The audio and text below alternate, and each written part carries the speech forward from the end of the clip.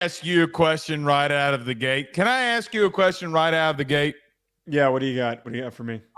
Why do LSU fans come at you the way that Notre Dame fans came at me yesterday? Okay. You were screaming at me. You were yelling at me. So all of the comments were, "Hey Blake, relax." That was what. And that one guy was a little mad at you. Yeah. No. I'm talking about the specific one. Yeah, I know who you're talking about. Okay. Who called you fat? That was unnecessary. Well, I mean, it doesn't bother me. Brother could lose some weight. By the way, well, you have lost weight. 53 down. Oh, yeah. Nevertheless, okay, why do people think that kind of shit's going to bother me? Right. Well, I don't get it. Well, one of the ones during the South Carolina debacle of the spring, I had a couple comments that were like, "Oh, he looks like he's 150 pounds soaking wet," and I was like, "That might be the nicest thing that somebody has said to me as a former fatty who's trying to lose weight and get into shape. That is one of the nicest things that anyone has maybe said to me." Some people are really bad at talking shit, and I think the funniest part is that a lot of people on Twitter don't realize how much worse the shit talking is in the locker room and on the field. I have had some horrible things said to me as just a long snapper on a field goal, on a punt play. Nothing you can say is worse than anything I've heard on a field. I don't think any of those people realize that. By the way, speaking of some things here, before we get started, I have been out at LSU fall football camp for 11 straight days, or 11 of the last 14 days. Mm-hmm. I think that I have a new favorite coach now. Ever. I'm talking about ever. Bo Davis might be the funniest human being on the face of the planet. So just in case people forget, Bo Davis goes from Texas to LSU. Yeah. Dude, I can only imagine him and Saban coaching players together, okay, when they were on that dynasty run. The shit that would have been heard on that field has got to be some of the most epic things that have ever happened. Because if he's like this now, what was he like a decade ago when Saban and them were going through their run and Saban would allow anything to happen? Nevertheless, it's been really fun. Bo Davis, oh, fuck me, fuck you. I was laughing my ass off. LSU posted that one picture where it was like, "Oh, the coaches are doing recovery day too," and the look that he had on his face was like, God, dude. Defensive linemen don't need recovery. We need to hit each other harder. No, dude, he is the funniest human being on the face of man. Dude. I can imagine. So intense, but it's so funny. But it's good, Joe, because you know what? You and I are one show away after this one, then actually breaking down some actual 2024 football games. That's when I can take off this really goddamn hat. This is the last show with the goddamn hat. I'm done wearing the hat. You said until it's game week. Played. It's game week on Sunday. No. And by the way, week 0. All right, here's the truth. It is. That was my agreement. When game week got here, you could take it off. So no. Okay. So this is all right. So hold on, because I'm actually going to clip this. Today marks the final day that Joe has to wear the LSU Go Tigers hat after he placed a bet on Jaden Daniels last year saying he would not win the Heisman. Joe, it's a little bit ironic because tonight we're going to pick our Heisman Trophy winners for this year. How has it been for the last 9 months that you've been wearing this LSU hat on this show? Annoying. I'm tired of getting confused for being an LSU fan. I'm glad that I can now take the hat off. Also, side note, I'm proud of you. You technically picked an LSU someone from LSU for today's awards picks, but you didn't pick any players that were random and out of nowhere. I'm proud of you. I was expecting Kyron Lacey or somebody to end up on this list. Can I ask a question? Yeah. In last year, I picked Jaden Daniels to win the Heisman and Malik Neighbors to win the Biletnikoff. How far off was I? Oh, that's right. I wasn't. But those weren't random. I thought those had good arguments. And I said to you that I thought that You hated some of my those Jay arguments. Daniels one. You hated my Jay No, Daniels. I didn't. No, if we went back to go to that show, I would say to you that I said it multiple times last offseason that I thought that Jaden Daniels was the perfect quarterback to play in Brian Kelly's just scheme, his offense to play for that team. So I didn't completely hate it. So I'm going to tell you, if you're going to listen to your boy who cashed in on plus 4,000 Jaden Daniels last year, we're actually, Joe, going to pick our award winners for this upcoming year. A little preseason award show here for us tonight. We'll talk about Texas, the Longhorns. Joe, are they in an issue in their running game offensively? Couple of running backs going down. How does that affect our outlook looking at them throughout this season? Does it change your opinion on the Longhorns coming into the SEC? And at the end, we'll get to some fall camp intel. Joe, I'm hearing some things about Ohio State, man. I'm hearing some things. All right, I'll wait till we get to that segment. No spoilers. Oh, okay. I like my playoff prediction with Ohio State and them getting to a national championship. Just throwing that out there. I've seen and heard that Will Howard's been looking pretty good. So it must be Joe, nice having all those weapons. Did you see the thing where Will Howard apparently in a team period was 12 for 12 for like 100 yards and a touchdown in their scrimmage one? I don't like to do the practice stats. I don't. Okay. I don't like to do that because you could have abysmal practices, you could have great practices, and they're not completely reflective of what happens during the season. But it's a great sign. Even if he goes perfect? It's a great sign. It doesn't mean that he's going to have a ridiculous season, but yeah, it's a good sign. Are you surprised that he's the one running out there with the ones like that? I am not. Are you? I know that Ryan Day said that they were having some competition at that position. I'm not surprised that he's there. I mean, you got to say that there's competition to keep Devin Brown in the building, but the kid's not transferring there if he doesn't have a guaranteed opportunity, especially the way that he quickly pivoted off of USC the way that he did.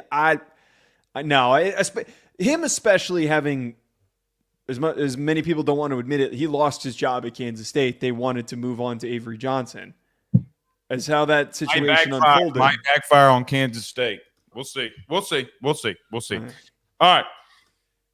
And that's what we'll get to. So, Joe, let's waste no time in doing that. Do you want to talk about our good friend Chris Gates? Not today. That's only my Sunday, Monday show. Oh, okay. My bad. Sorry. Not to be abrupt about that, but no. We'll talk about him on Sunday. Let's talk about Chris over at betonline.ag. Everybody do us a favor by hitting the like and share. Share to all those groups. If you're on Facebook, to all those social media pages. If you're watching us, listening to us on YouTube, like, subscribe, notification bell. Wherever you listen to podcasts, rate, review, and subscribe. Joe, we come back and pick our award winners for this 2024 season. Guys, we are here. We'll see y'all next. BetOnline is the fastest and easiest way for you to wager on all of your favorite sports, contests, events with the first-to-market odds and lines. Find reviews for all the news for each league, including Major League Baseball, NFL, NBA, NHL, combat sports, college sports, esports, and even golf. BetOnline continues to be the top online resource for all of your sports information for live in-game betting, props, and futures. Head on over to BetOnline today and use your mobile device to join and make your first sports bet. Use our promo code BELIEVE50, that's BELIEVE50, BLEAV 50, to receive your 50% off welcome bonus on your first deposit. That's betonline.ag, betonline.ag. All right, well, Texas's running game might not be, but that's a whole nother situation there we'll get to later tonight. To everybody in the LSU community who keeps messaging me, I have no idea what Ryan Roberts is talking about. I legitimately, during the first 10 minutes, let me count these. This is what Ryan Roberts' tweet about LSU fall camp intel, apparently. 1, 2, 3, 4, 5, 6, 7, 8, 9, 10, 11 people have sent me his tweet. Yeah, I don't even know what it is. Yeah. I mean, that's how you generate buzz, though. Ryan did a good job unintentionally. Or very much intentionally. He knew what he was doing. All right. So, Joe, I'm actually very fired up for this show because last year, man, I thought it was one of the best debated shows that we had. Preseason award winners. Who are the guys that we think that are going to carry the season is basically what we're trying to project here. Last year we talked about a lot of really good candidates. Joe got a couple of them right in these. When we look at today's, we're going to bring up our list, but we're going to start off with Heisman. Who is going to be on your list the best player in the country in 2024? So you and I have the same pick for this, but I'm all in on Cam Ward. I think that, yes, we can play the easy cards, the favorite cards on the betting markets, Carson, Beck, Dillon Gabriel. But I feel as though when we come into these seasons, it's very rarely the guys that we always project to be the favorite at the beginning of the season to actually win it. If there's going to be a wild card, it's going to be a player who's stepping into a situation that has everything going right for him. Cam Ward has an unbelievable arm, and he has put up ridiculous stats in the past before. Washington State was an opportunity for him to get exposure to the Power 5 level, and now he is going to be on a championship caliber roster. The receiving room, the offensive line, the running back room, the defense, everything supporting him is going to help him win this award. Best situation, best talent, he checks all of the boxes. I know many people want to question, is Mario going to slow them down? Is Mario Cristobal going to slow down Cam Ward? I don't think so. I have been in on this kid since he first had his breakout season at Incarnate Word. And I'm going to keep pounding the table for him. Sure, this could not pan out as I'm hoping for, but I will always bank on talent. And if there is a gifted player in an elite situation, it is Cam Ward that I want to bank on.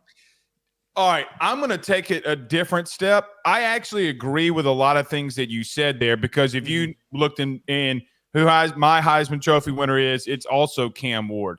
Here's my thing on Cam Ward, to kind of go in a different direction as you, but even though it's pretty much the same. Joe, I have a quarterback that was a 67% completion percentage guy last year at Washington State. In a Pac-12, excuse me, not Pac-10 anymore, but a Pac-12 that was actually pretty competitive. 25 touchdowns, 7 interceptions. It's not what he's done in the past necessarily. Yes, it is because you're projecting on what he can be. So I don't want to necessarily go down that route.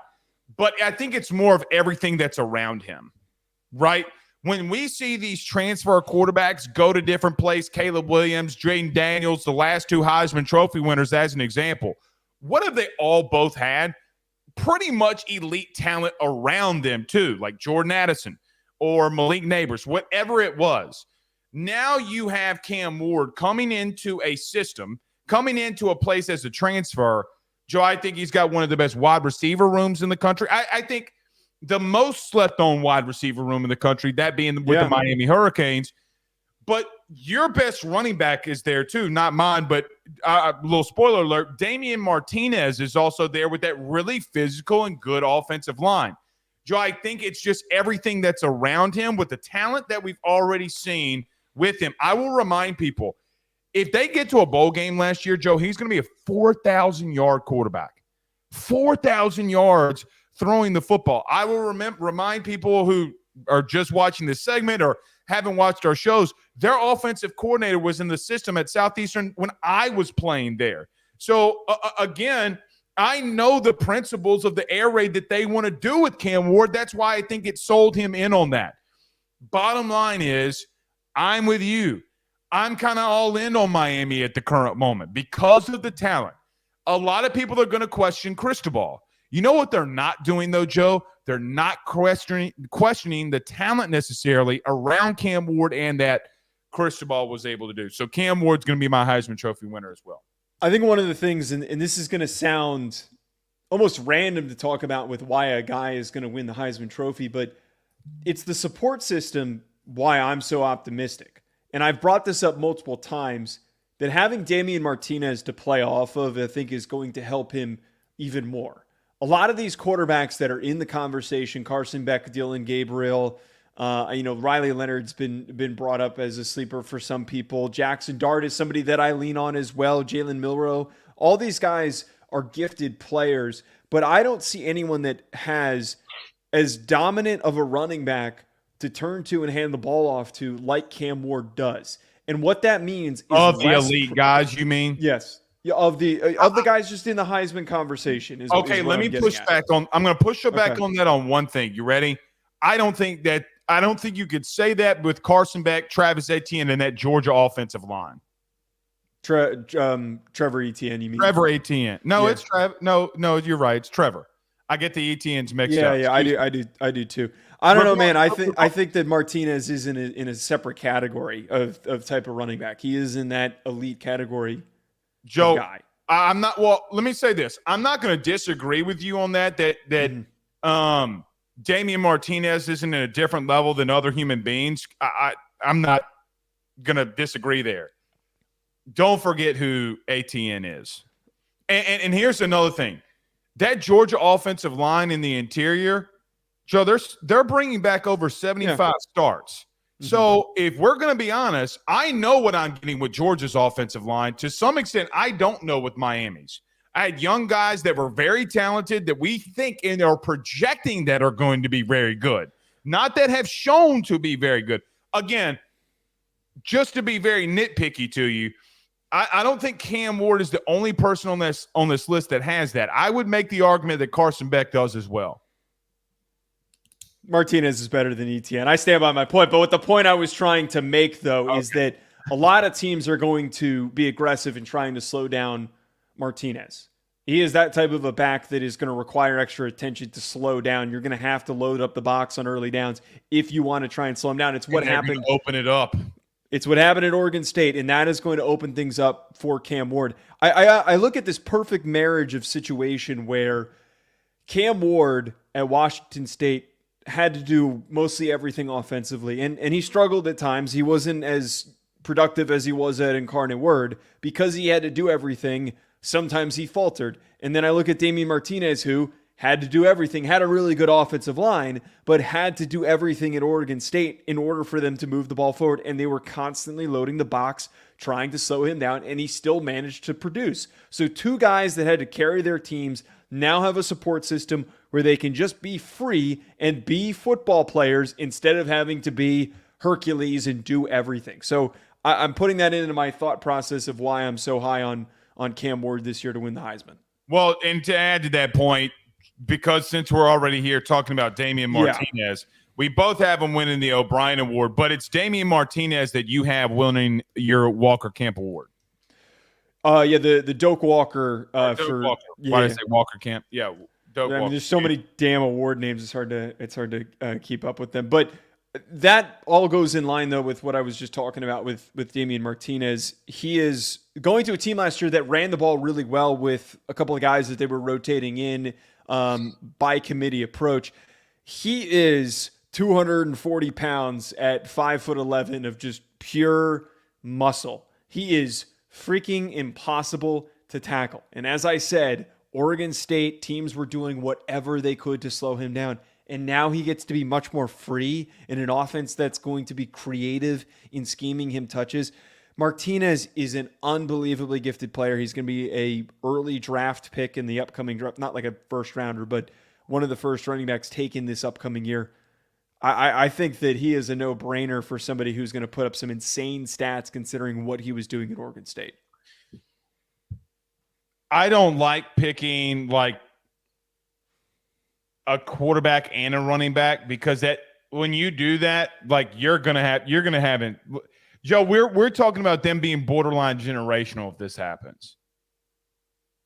That's why I didn't put Damian Martinez in there. I'm not willing to go for me just because I don't know if they're going to be generational, right? Like I think Damian Martinez is definitely going to be 1,000-yard back, definitely over double digits, but you can only feed one beast, right? And which beast are you going to feed is the big question. Look, for my Walker Award here, I went with Ollie Gordon, Oklahoma State. Joe, we've talked about Oklahoma State. We've talked about their experience on their offensive line, possibly one of the better offensive lines, maybe a top 5, top 6 offensive line returning. Ollie Gordon, you talk about guys being on different tiers. Ollie Gordon is that for me. Joe, almost a 2,000-yard rusher last year, 21 touchdowns, caught one out of the backfield. I think he is the best back in the country. Like, I don't think that – only thing that's going to stop him is him getting hurt, because I don't know if there's anybody in the Big 12 that can stop him. Actually, I know there's not, because I saw him do it last year. Injuries are going to have to be the reason why he takes a step back, whether it be on his offensive line or himself.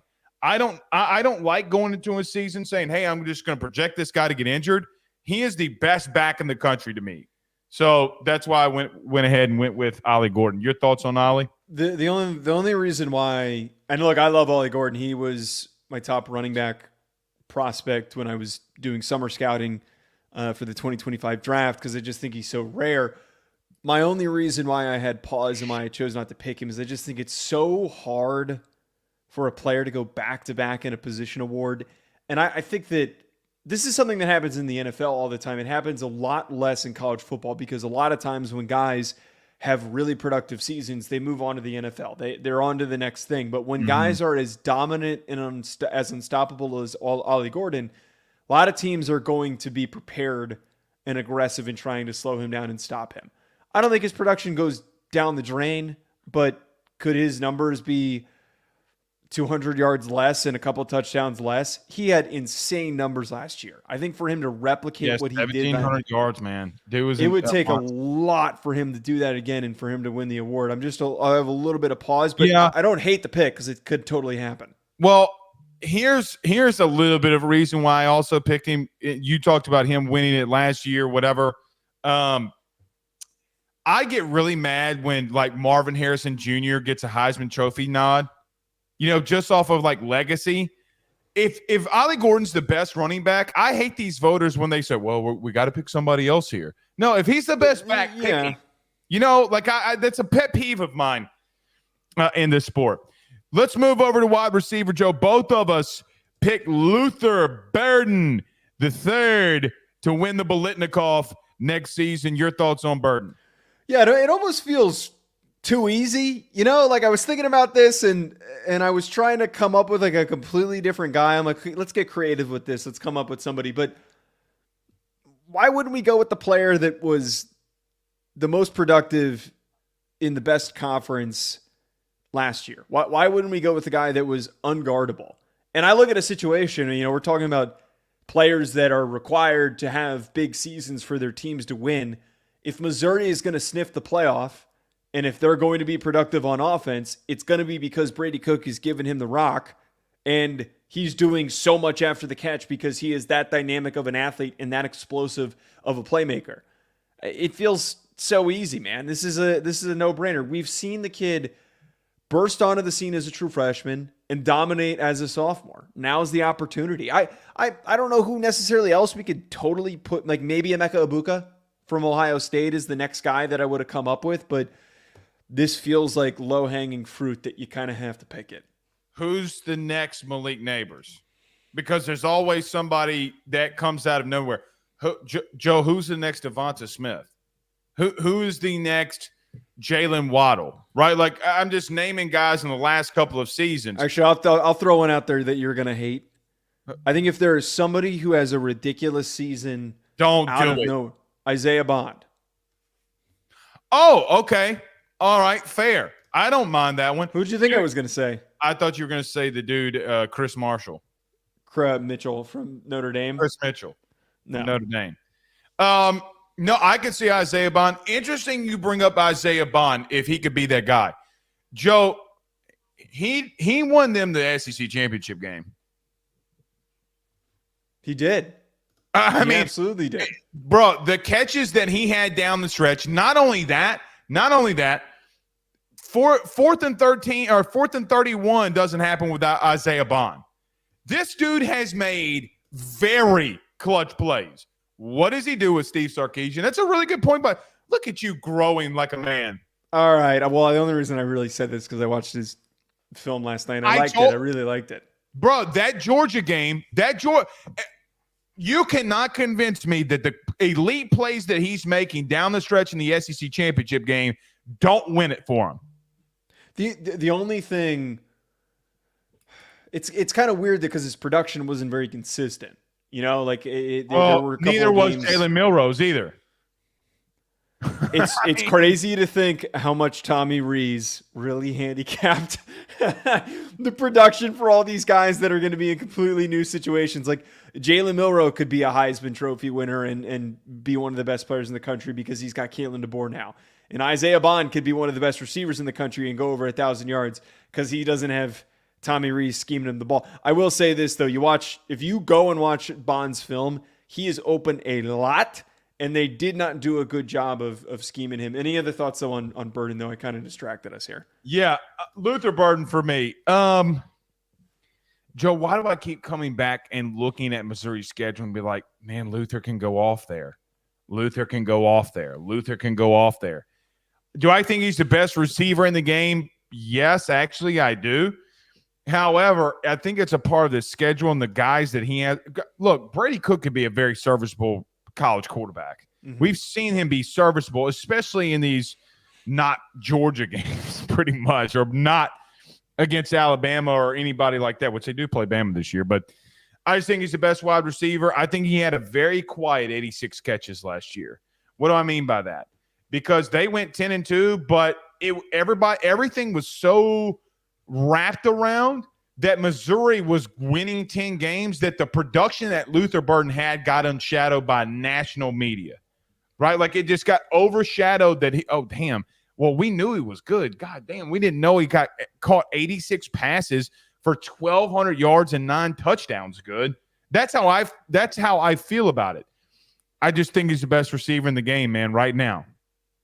And I think you bring up the good point because, too, there was such a hyper focus, one, on Marvin Harrison Jr., and then, two, the debate that was being started by folks like yourself that was Malik Neighbors more worthy of being at the Heisman podium? Was he more worthy of winning the Blitnikoff? So there was this, and even for the draft, there was this whole debate between the two of them, pinning them against one another, that we were spending all of our attention and energy talking about wide receivers, talking about two of those guys, that Luther Burden, it almost felt like it was being treated as, all right, you're a sophomore. Just wait until next year. We'll talk about you next year. And then now everyone's starting to talk about him. Well, and because of the draft and Marvin Harrison and his name, again, that's what I'm talking about, Joe. I feel like from a national perspective, you knew he was good. But when you looked at how good he was, you're like, God, dude, 86 catches, Joe. 86 catches is ridiculous. By the way, Theo Weiss and those guys are there. Yeah. And I think offensively, they're the team that I'm the most interested to see in the SEC. Let's move over to the Thorpe Award here, Joe. If I'm not mistaken, you have Malachi Starks, you do, and I have Will Johnson from Michigan. Your thoughts on Malachi Starks? Yeah, I'm double-checking that the Jim Thorpe. Yeah, defensive back. All right, I'm just double-checking. For some reason, the only reason that I know that it's the Thorpe Award is because LSU wins so many. Yeah, of course. Look, they literally do. We could have gone Travis Hunter here. I think that I'm just going to ignore you. Travis Hunter, I think, because he's splitting time at two positions, is going to make it hard for him to win this. I think that he could also maybe miss some time with injury, whatever it ends up being this year. He's not the pick because of what he's asked to do at Colorado. He'll win I forget what the word is for most versatile player. He'll win that again. Malachi Starks, to me, is the most impactful defensive back on any defense. And that's crazy to say because Georgia's defense is so freaking good and has so many potential NFL stars. He is the best of the bunch. He is somebody who, when you really flip on the tape and you watch everything unfold, he is making so many plays that go unseen. He is unbelievable in coverage. He flies downfield. He is going to continue to improve and take these steps forward as an elite defensive player. The impact that he's had since he was a freshman until now is unbelievable. So I have to keep coming back to Starks. I'm just in love with watching this kid play because he's just so freaking rare of a player.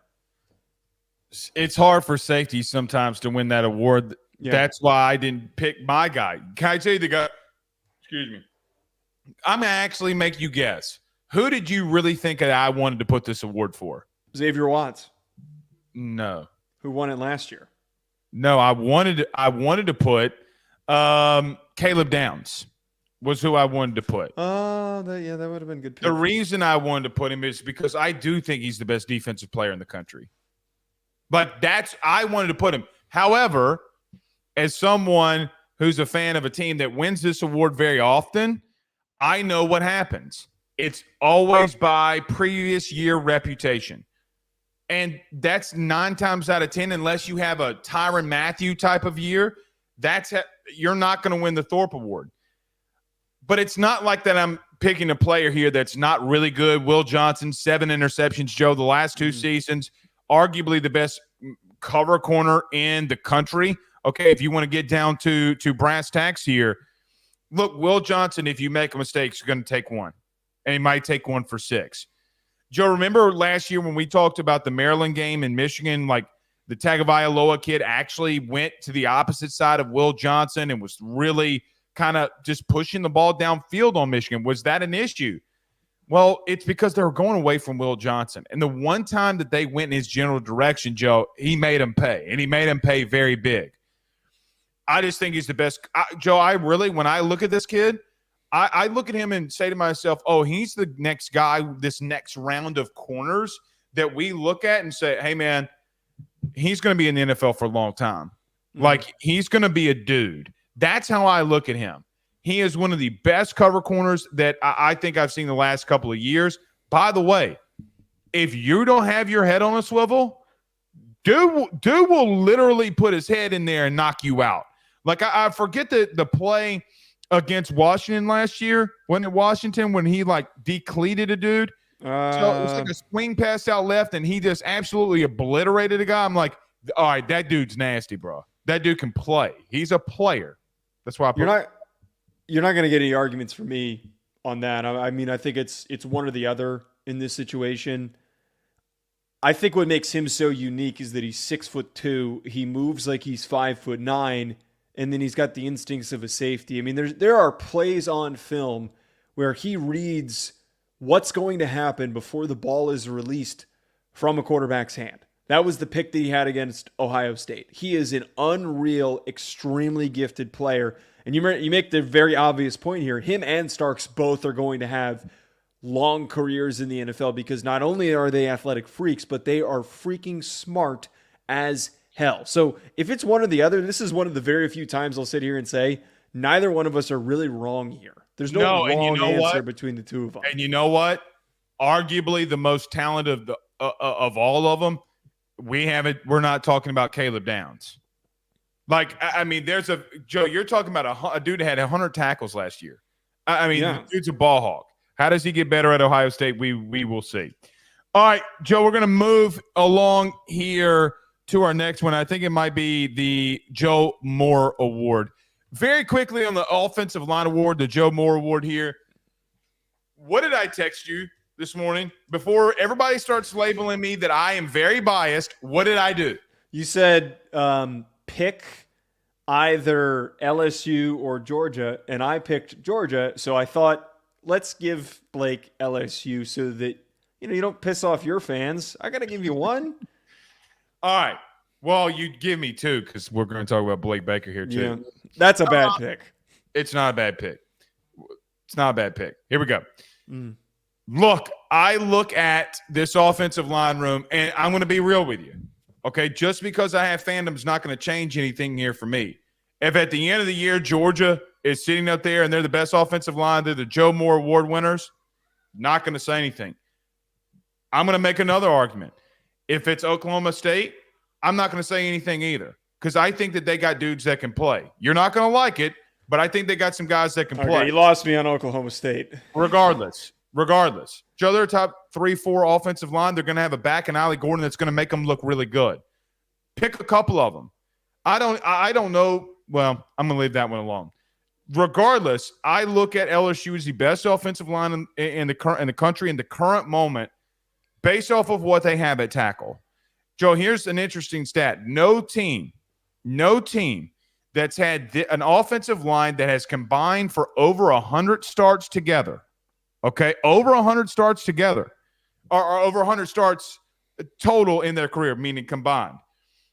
none of those teams that have had an offensive line like that has missed the playoffs ever. And when you talk about offensive line play, you got to talk about camaraderie and being together as one, knowing what the guy next to you is going to do. Joe, you're going in year 3 with the same exact core nucleus along that offensive line for Brian Kelly, who, by the way, man, is about to run the football. What you saw with Jane Daniels a year ago is not going to happen like that. They are going to line up and run the rock, and they're going to lean on teams. Look, Will Campbell should be my answer, but the entire unit as a whole has been very fantastic so far. I think even insane him. There's 2 ways that you can always answer this question on who's going to win the Joe Moore Award for best offensive line. It's either going to be the team that has the best talent at the top, like the best 2 guys. Like which Alabama has won multiple times because they've had both. Or the team that has just the best collective unit. I think LSU fits the first category. Georgia fits the second. So LSU fits the category of having 2 potential first rounders in Emory Jones and Will Campbell. And you mentioned they've played so much football together that there is a chemistry established that is going to help bolster the guys in the interior. But you're anchored at the 2 most important spots of the offensive line with 2 of the best players at their respective positions in the country. So I don't have any problem with this pick. Georgia, my selection, fits the other category of Tate Ratledge is the premier guy, in my opinion. I think that it's a strong enough group, though, collectively, and they've played so much football together, especially last year, going through all the bumps that they had with the injuries that they did and not having Amarius Mims consistently. I think that Ernest Green, who is more projectable as a guard who's playing left tackle for them, is a budding and improving player for that offensive line. There is a lot of upside for this O-line, but I just kind of come back to the fact that from tackle to tackle, they're just really consistent. They average out to be a really good offensive line. And you were making the point earlier, they're going to run the ball really well. They're going to make that offense look really good like they did last year. Said Van Pran not being there, I think is a big deal. Okay, when you the kid replacing him's been hyped up a ton. I forget his name. Yeah, I agree. But Joe, every time you replace the center, look, man. I mean, here's a hot take. You're gonna hate this one. You ready? I could see some struggle early when you replace and you have a young center. That Clemson's got a really good defensive line. You cannot ignore that. Jared Wilson's the kid, by the way. Okay. I could see some early hiccups, like some early struggles, but I think they're going to lean on teams. And for that alone, I love your pick, man. Give me whichever one. I love the pick. I think you are sleeping on Oklahoma State. I do. There's not, there's Joe, hold on. None of those guys are going in the top 150 of the upcoming draft. That does matter. No, it doesn't. Joe, who was the 2019 Joe Moore Award winner? I don't remember that far back. Okay. Neither one of those guys were drafted in the top premier of 150. Wait, what team was it? LSU. Oh, wait. I probably should have known that. Wait, yeah, no. Wait. No. Where was Cushenberry picked? Oh, you said top 150. Yeah, well, Cushenberry was in there. Damian Martinez was a 6th-round pick. Other guys, one retired. Sadiq Charles. Anyway, nevertheless, Joe, you can't have a running back that ran for 1,700 yards and you not dominate at times if you're Oklahoma State. You get that, right? You understand that, correct? I get that, and I watched Gordon's film, and I think that this is the perfect example of a kid who made his team look a lot better than it was. You don't run for 1,700 yards. I'm not saying it's a bad unit, but I wouldn't put it in the top 5. He made them. So some of the gaping holes where he's going untouched, yeah, he made them. You're right. It's also it's also a lot of scheme. Chuba Hubbard was extremely productive a couple of years ago. Hasn't done a lick in the NFL. Now Ollie Gordon does that have anything to do with it? It has everything to do with it because wait. It has everything to do with it because Gundy's scheme opens up ridiculously wide rushing lanes for running backs to run through. and they're executing it then. If it you puts have lipstick on a pig all of the time. Okay. They're one of the better Big 12 offensive lines. That is a compliment. That's a compliment. 1,700 yards. They're not they're not going to be the best in the country. There's no way. Did I pick them? Did I say that you just said that they would be say? right there? What did I say? I said you implied that they'd be at least top 5. No. Yeah, they will be. They will be. Not ahead of Ohio State, Oregon, Alabama, Miami, Florida State. You can't pick Alabama right now when they led the country in sacks given up. One guy went on to the NFL, and most of those guys come back. Okay. So you mean to tell me that you are going to mention a team that gave up that many sacks last year, and Caden Proctor look as bad as and they got better at center, and they got better at center with Parker Brailsford. Okay. Hey, what was your takes on Alabama last year? Their offensive line, what now? What was? Teams can get better. We said Texas's secondary stunk, and you know what I'm saying? They're going to get better because they were young. Wrong. Anyway, let's move on. Stink. Broyles Award winner. You got Chip Kelly, the new OC at Ohio State, and I picked Blake Baker at LSU. Go ahead. One, this would be hilarious because just Chip Kelly winning the award would just, I don't know. I think that this would generate some pretty funny reactions to it because of everything that went down.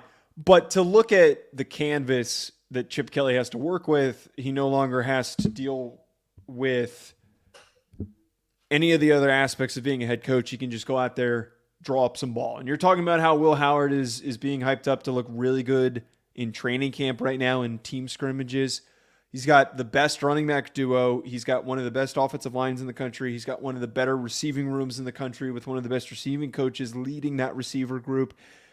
There is so much room for this offense to be top 3 statistically in every single category.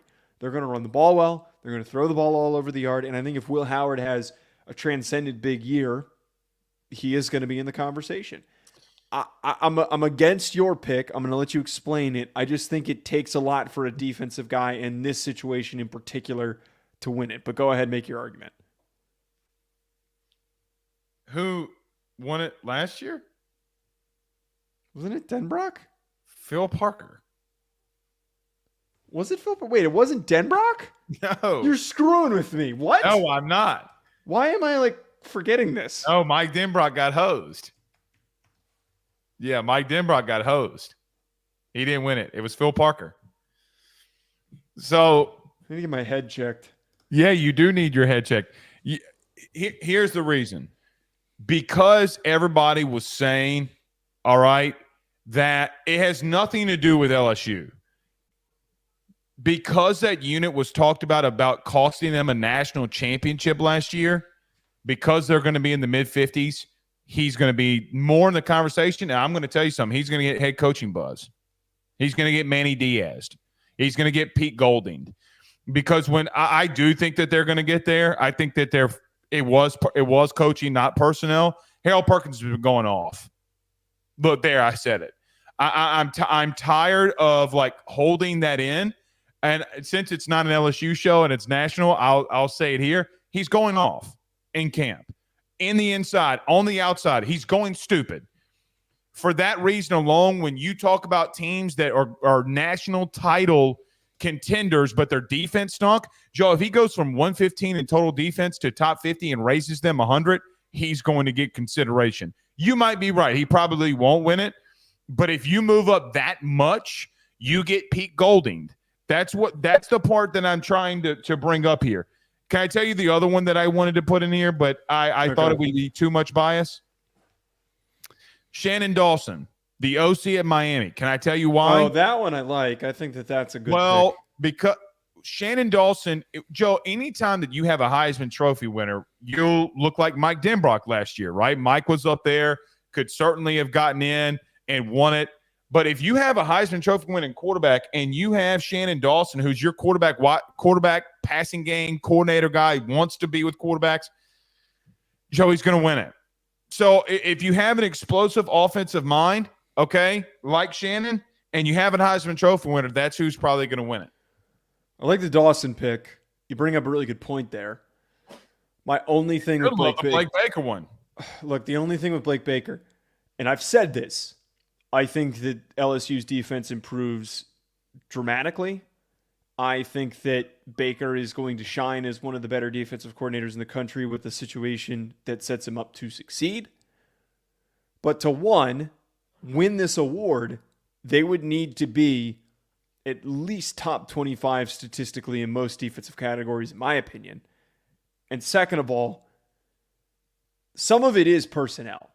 Some of it, right. I think that their secondary was sold out. When there were some talented players out there, they were sold out to underperform. But I just don't think that this is something that can be corrected overnight. Blake Baker wins this award. Here's a prediction for you. Blake Baker wins this award in 2 years. He wins it in 2025. I think that 2024 is too soon. Here's the truth. I think it's going to be Shannon Dawson. I like that pick. That's more creative than what I came up with. I know it is because I said it. All right, wrapping up here on the awards pick, our Coach of the Year, Ryan Day. I was deliberating going with Mario Cristobal, but I think that there's just naturally going to be some sort of bias against him. I'm sure that he's going to slow up just a little way. There's no bias against Mario Cristobal ever. Yeah, I'm shocked that a lot of the media doesn't like him from things that I've heard. But he would need to be completely. I've repeated this multiple times. I've heard crazy things about him. Nothing inappropriate, but I've just heard that he is nothing inappropriate. No, nothing bad. He's just he is the most difficult college coach that I have ever heard of. Some of the things that he does, and it makes sense why micromanaging. Yes, it explains why some media folks tend to scorn him and criticize him way more than any other coach. But to get back to what I'm talking about here, it's hard to believe that there won't be any slip-ups. So that's going to get hung on his head, and it's going to get hung on his head big if there is like one game where even if they win, he makes a mistake. Ohio State, if they go undefeated and they win the Big Ten and they recover and get back to what we're used to, and they're the number 2 seed and they're set up for this championship run, that to me is enough, I think, for the national media to buy into him winning this award. I think that's all it takes. Whenever there is a turnaround after a lack of accomplishment and a lack of achieving goals, I feel like it's easy to pick that for a Coach of the Year to go with someone like Ryan Day. I agree with everything you said. I mean, I don't know if there's how I can counter that. You know what I was thinking about during the whole thing when you were talking there? Did you see Joel Klatt's thing on Miami about, if they go 10-2, Miami underperforms? And I'm like, they'll make a playoff. You didn't see this? He also said, look, Klatt seems like a very nice guy and genuine, so I'm not trying to take a shot at him. He also said, I forget what his exact quote was, but it was along the lines of like, you'd be crazy not to think that Colorado is a Big 12 contender, which is like, I don't know if crazy is the word that I would use. Skeptical. No, it's crazy because he's saying that. That's what crazy belongs in that sentence. Yeah, but it's crazy to think that is true. True. Let me read it back to you. You would be crazy to think Colorado would be a Big 12 champion. Exactly. Yeah, you need. So it's about the tone and how you say it. Look,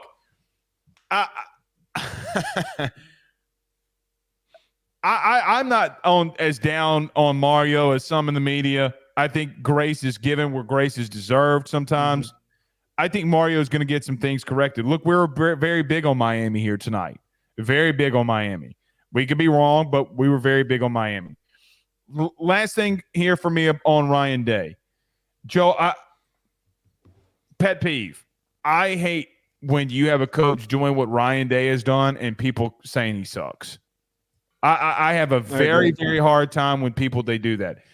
Because you know who's sucking right now? Like Billy Napier sucks right now. Like that's what sucks looks like. I don't care that Ryan Day's at Ohio State. Lincoln Riley's another example. Lincoln Riley might be another example. Okay. The bottom line, though, is that Ryan Day has won a lot of football games. And he's got one of the best offensive minds and defensive minds right next to him. Oh, he might have the biggest up-and-comer in Brian Hartline as his receiver coach and passing game coordinator. The dude's staff is insane. It's elite. It is an elite coaching staff. He put that together. He's involved in all of that. So I think that they're going to be a national title contender. I think Ryan Day, it's his time to shine. Can he win the big one? It's going to be the big question for him. Yep. Can he do it? I have a lot of faith that they can. So that's why I have him there. All right. You want to get to this Texas intel very quickly? Yeah, let's get to the running backs. Joe, over the last couple of, I was going to say days, but pretty much over the last week here, Texas has gotten a lot of bad news, and that coming from the running back position. Your thoughts on this current situation at Texas and how may it affect them in year one in the SEC? Yeah, so it broke that C.J. Baxter was going to be done for the season with a serious injury.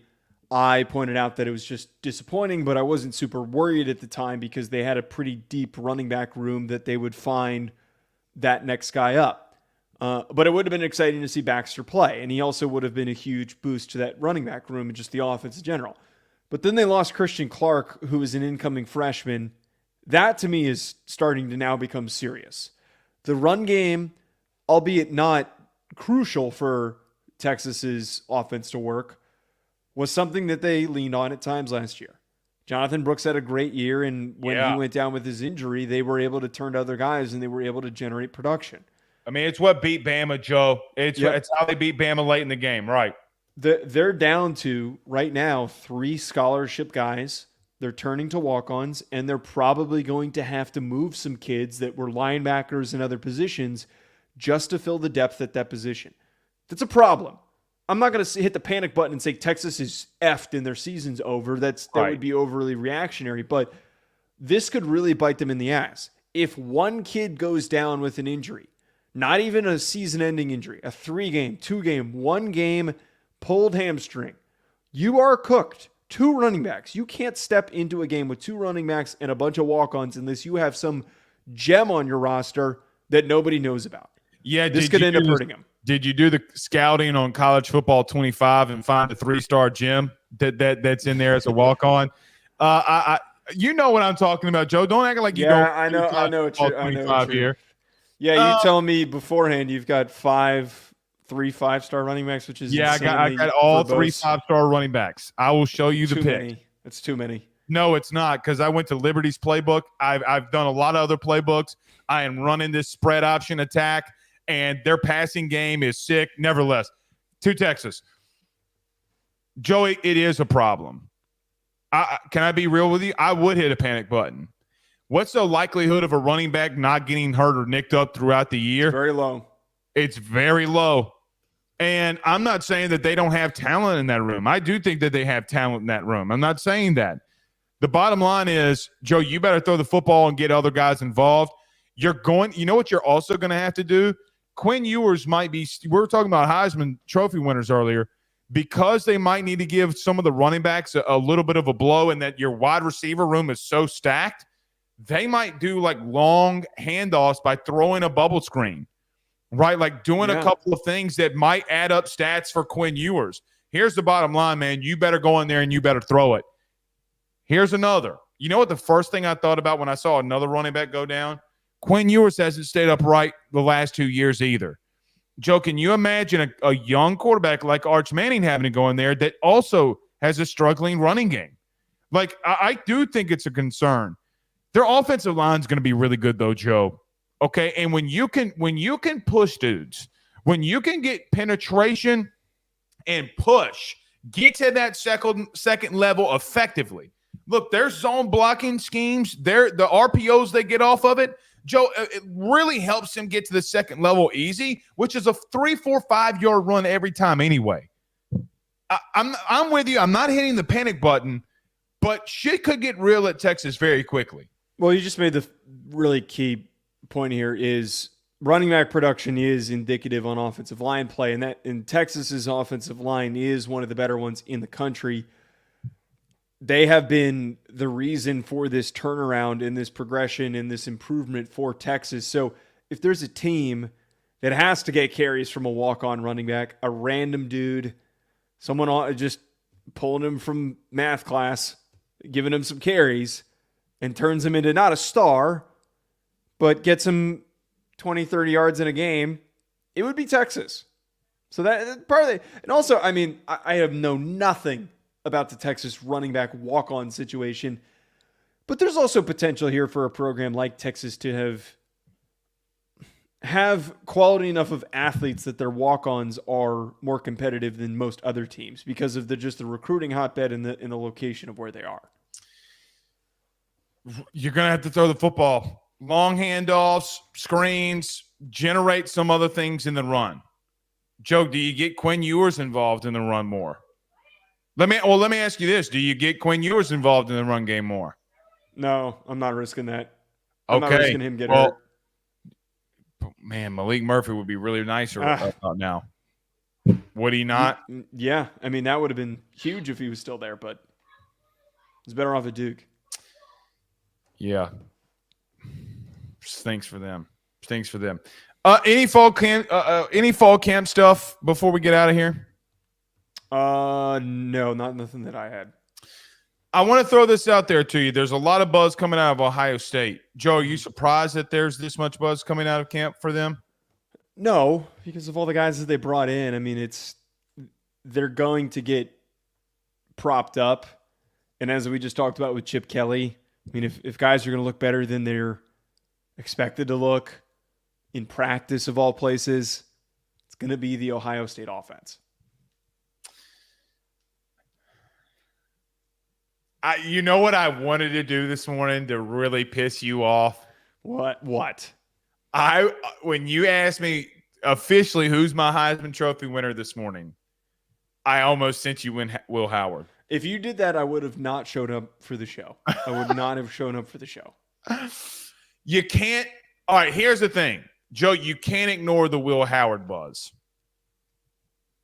If he wins the Heisman, I'll eat a hat.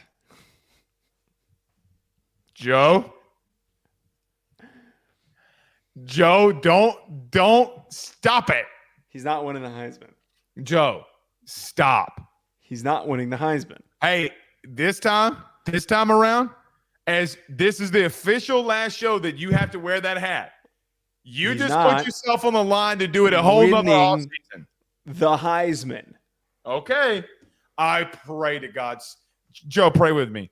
Dear Lord, please let Will Howard win the Heisman Trophy. Why would I pray with you? You just prayed against me. True. All right. We'll see y'all again on Sunday. Joe, it's finally here, man. We finally made it. We'll be doing a game preview on Sunday. But until then, we'll see y'all soon. Y'all have a good one, man. Peace.